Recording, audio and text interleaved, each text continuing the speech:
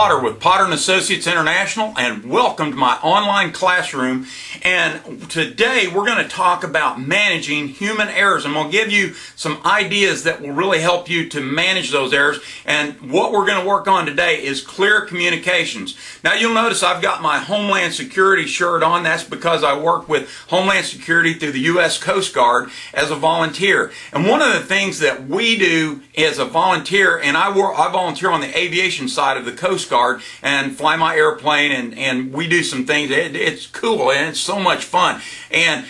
But what I learned from them as I'm working with Homeland Security and the Coast Guard and aviation is that human errors, we manage those human errors to reduce or mitigate the risk to an error that could cause a big problem.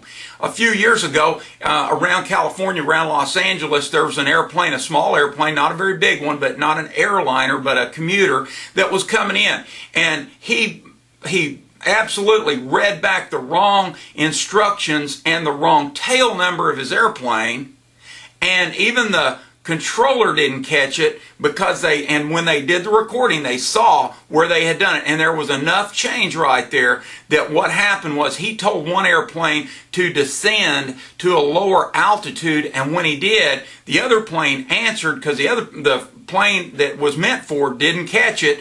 The plane that was coming in behind him, which was not past the mountain yet, absolutely called their call number. It was not caught, and as they descended, they hit the mountain, killed everybody on board.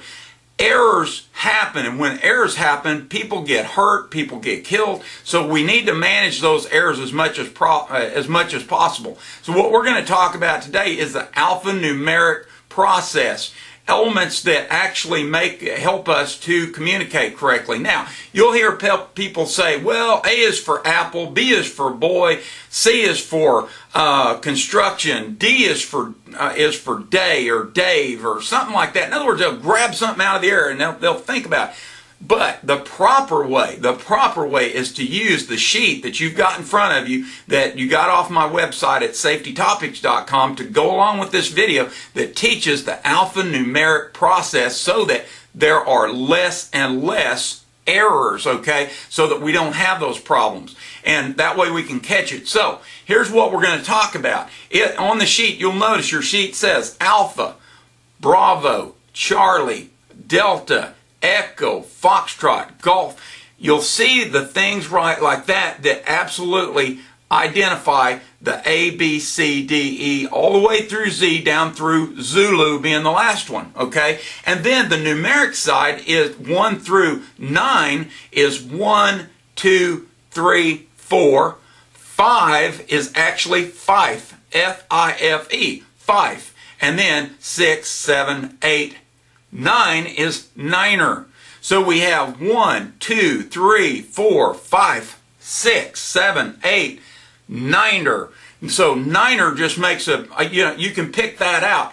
My tail number on my Cessna 182 is November, N, 4, 1, niner, 6, Delta, not N, 4, 1, 9, 6, D.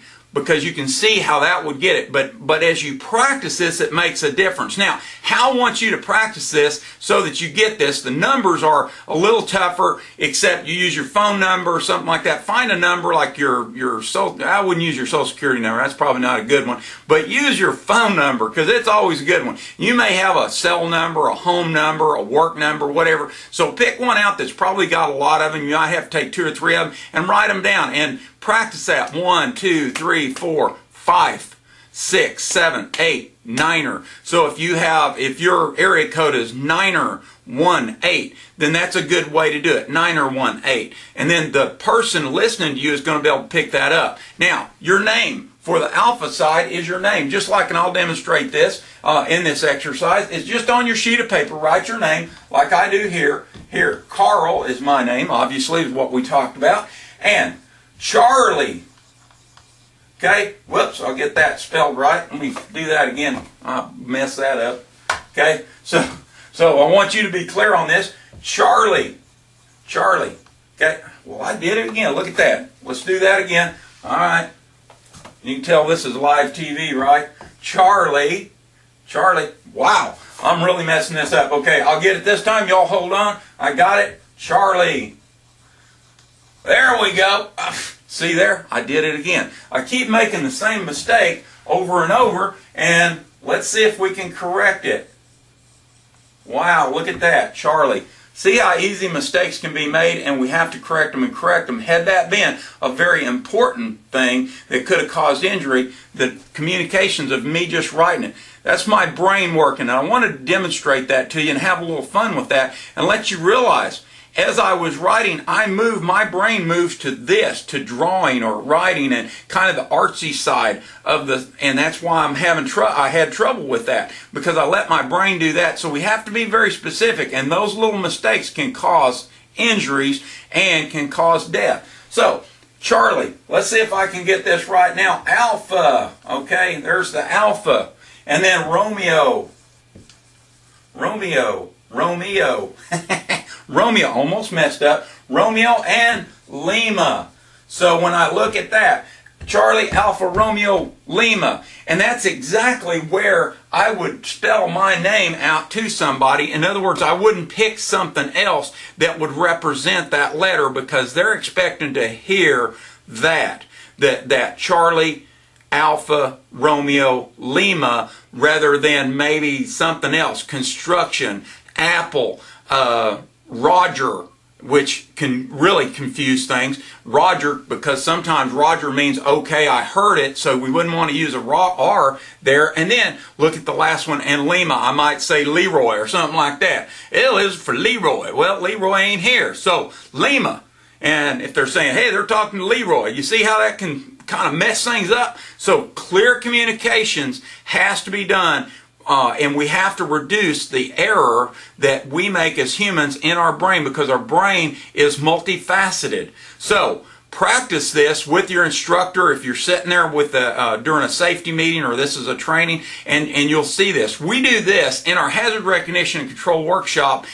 Is one of the exercises that we meld into it to reduce the injury, which, given that, I invite you to check out hazardrecognitionworkshop.com, hazardrecognitionworkshop.com, and see about having us come in to do your hazard recognition and control training, and we'll work on the alpha numeric side as well when we're there. Because remember, the goal is what? Nobody gets hurt. That's always the goal. This is Carl Potter. I hope you'll make it a safe week, and I hope you learned something today about error management.